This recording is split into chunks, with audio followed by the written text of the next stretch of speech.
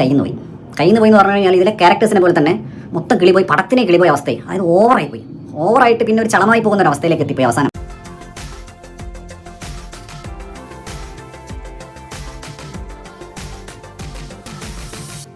മുടക്കിയ കോടികൾ പോലും തിരിച്ചു കിട്ടാത്ത അനശ്വരയുടെ പുതിയ അപരാധം പൈങ്കിളി അഥവാ ഒരു പ്രേമരോഗിയുടെ വിലാപം. അപ്പോൾ പടം തുടങ്ങുന്നത് തന്നെ ഏതോ ഒരുത്തിനെ കൂടെ ഒളിച്ചോടാനായി വീടിന്റെ മുകളിൽ നിന്നും കയറി കെട്ടി ഇറങ്ങുന്ന ഒളിച്ചോട്ടക്കാരിയെ കാണിച്ചുകൊണ്ടാണ്. അപ്പോൾ അത് കണ്ട തന്ത അവളെ അങ്ങോട്ട് ഓടിച്ചിട്ട് പിടിക്കും. അതോടെ ഓട്ടക്കാരി ഓസ്കർ ലെവൽ അഭിനയം അങ്ങ് പുറത്തെടുക്കും.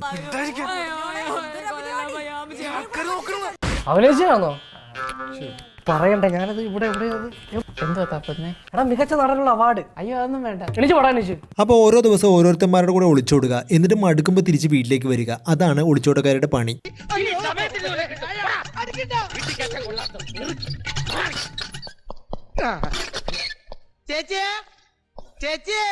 ഒരു വല്ലാത്ത ജാതി വട്ടുള്ള സാധനം. ഇവൾക്ക് വട്ടാണെന്നെങ്കിലും പറയാം, പക്ഷേ കൂടെയുള്ള ഈ കുരിപ്പ് അതിലും ബെസ്റ്റ് ഉപദേശമാണ് ഈ കിളി പോയവൾക്ക് കൊടുക്കുന്നത്. നെക്സ്റ്റ് വെറും 3 ദിവസം കൊണ്ട് ഒരുത്തിനെ വളച്ച് ഒളിച്ചോട്ടക്കാരി ഓട്ടം തുടങ്ങും.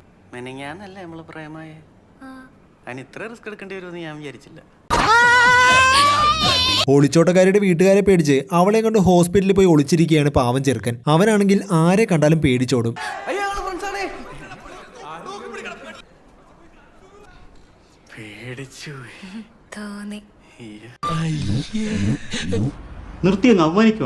അതും കഴിഞ്ഞ് ഒളിച്ചോട്ടക്കാരുടെ തന്തയും ടീംസും ഹോസ്പിറ്റലിലെത്തും. അവരെ കണ്ട് കണ്ടം വഴി ഓടുകയാണ് കാമുകൻ ചെക്കൻ. മിനിറ്റിന് ഇവൾക്ക് ഉപദേശം കൊടുക്കുന്ന കൂട്ടുകാരി കുരിപ്പ് അടുത്ത ഉപദേശം കൊടുക്കും.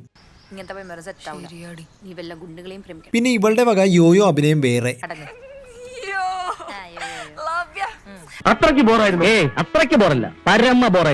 ഇതിനൊക്കെ സംസ്ഥാന അവാർഡെങ്കിലും ഇവൾക്ക് കൊടുക്കണം. അങ്ങനെ അടുത്തതായി ഒരു ഗുണ്ടയെ വളയ്ക്കാനായി ഓട്ടക്കാരി ഫ്രണ്ട് കൂടി മാർക്കറ്റിലേക്ക് ചെല്ലും. അവിടെ പിന്നെ ഗുണ്ടകളെ ഹോൾസെയിലായി കിട്ടുന്ന സ്ഥലമാണല്ലോ. അവിടെ വെച്ച് നമ്മുടെ ഓട്ടക്കാരിക്ക് റിയാസിക്കയെ കണ്ട് ക്രഷ് അടിക്കും. കട്ടക്കലിപ്പിൽ മാർക്കറ്റ് ഭരിച്ചിരുന്ന പാവ റിയാസിക്ക ഫയറിൽ നിന്നും ഫ്ലവറായി ഗൈസ്. അങ്ങനെ ഒരു ദിവസം നമ്മുടെ ഓട്ടക്കാരി ഒളിച്ചോടി റിയാസിക്കയുടെ വീട്ടിലേക്ക് വരും. പതിവ് പോലെ മോളെ പിടിച്ചിട്ട് പോകാൻ അവളുടെ തന്തയും ടീംസും ഇക്കയുടെ വീട്ടിലേക്ക് വരും. അത് കണ്ടതും ഇക്ക പോയി കിണ്ണം കാച്ചി 2 ഡയലോഗ് അങ്ങ് അടിക്കും. പഠിക്കാനൊന്നല്ല, പച്ചക്കറി വാങ്ങാൻ പോലും ഞാൻ അയക്കില്ല. അവൾക്ക് വീട്ടിൽ നിന്ന് പോലും പുറത്തിറങ്ങേണ്ടി വരില്ല. പക്ഷെ അത് കേട്ടതും നമ്മുടെ ഓട്ടക്കാരി റിയാസിക്കയെ തേച്ച് വീട്ടിലേക്ക് പോകും. ഇത്രയ്ക്ക് സ്നേഹം എനിക്ക് താങ്ങാൻ പറ്റില്ല കേട്ടോ. പിന്നെ ആവേശം ഫഫയുടെ കയ്യിൽ നിന്ന് ചാടിപ്പോയ അമ്പാൻ ഇവിടെ ഉണ്ട്.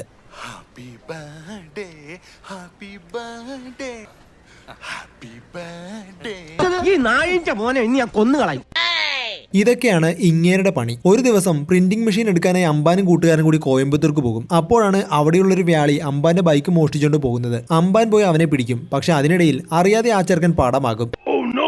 അത് കണ്ട് പേടിച്ചു വരേണ്ട അമ്പാൻ കരഞ്ഞു മെഴുകി ആ രാത്രി തന്നെ അവിടെ നിന്ന് സ്ഥലം വിടും.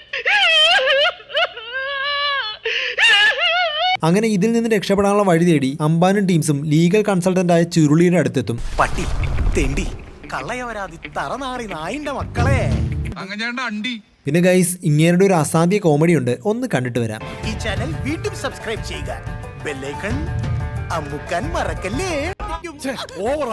പിന്നെ കേസിൽ നിന്ന് രക്ഷപ്പെടാൻ ഒരു പ്രാന്താശുപത്രി പോയി പ്രാന്തിന്റെ സർട്ടിഫിക്കറ്റ് മേടിക്കാൻ ചുരുളി പറയും. അങ്ങനെ അമ്പാൻ അവിടെ പോയി 10 ദിവസം നിന്ന് പ്രാന്ത ചികിത്സ നടത്തി സർട്ടിഫിക്കറ്റ് മേടിക്കും. അങ്ങനെ കഷ്ടപ്പെട്ട് സർട്ടിഫിക്കറ്റ് മേടിച്ച് വരുമ്പോഴാണ് കൂട്ടുകാരൻ വന്ന് ആ വാർത്ത അറിയിക്കുന്നത്. പക്ഷെ നാട്ടുകാർ മുഴുവൻ അമ്പാനെ പ്രാന്തനായി മുദ്ര കുത്തും. പക്ഷെ ഗൈസ്, അത് കണ്ടതും കൂട്ടുകാർ വന്ന് അമ്പാനെ ആശ്വസിപ്പിക്കുന്ന കരളലിയിക്കുന്ന ഒരു സീനുണ്ട്.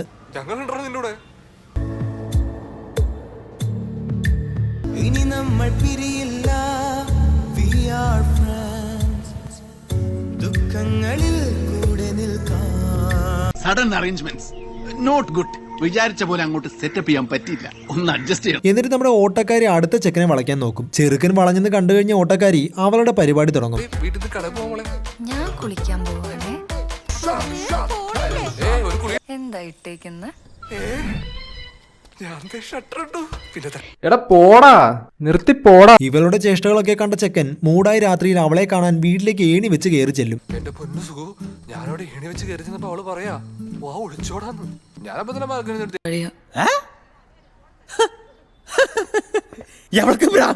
അങ്ങനെ അമ്പാൻ ഒരു ദിവസം രാത്രിയിൽ ബൈക്കിൽ പോകുമ്പോൾ ഒളിച്ചോട്ടക്കാരി വന്ന് ബൈക്കിൽ കയറും. പിന്നെ അമ്പാന്റെ വീട്ടിൽ പോയി നെക്സ്റ്റ് റൗണ്ട് അവരാത് ആരംഭിക്കും. സുഖറാണി വന്നു നായിക, പ്രേമത്തിൻ മുരളി ഗായിക, ഇയാൾക്ക് എന്താണ് വയ്യേ? അതൊക്കെ കണ്ട് കണ്ട് അവസാനം അംബാന ഒളിച്ചോട്ടക്കാരിയോട് കാതൽ വരും. അതോടെ ഗൈസ് അംബാനും വെറുപ്പിക്കൽ തുടങ്ങും. നിന്റെ ഓരോ നോട്ടവും എന്നെ കൊല്ലും. നിന്റെ ശ്വാസത്തിൽ ഞാൻ പുനർജീവിക്കും. ഏതായാലും പൗലോച്ചായനെ ഞാൻ സമ്മതിച്ചിരിക്കുന്നു. ഭരത് അവാർഡ് കിട്ടുന്ന ഓവർ ആക്ടിംഗ് അല്ലേ കാഴ്ചവെച്ചത്. Thank you. നിന്റെ ഹൃദയമിടിപ്പിന്റെ താളത്തിൽ നൃത്തം ചെയ്യുന്ന വെറും ഒരു ബൊമ്മയാടി ഞാൻ.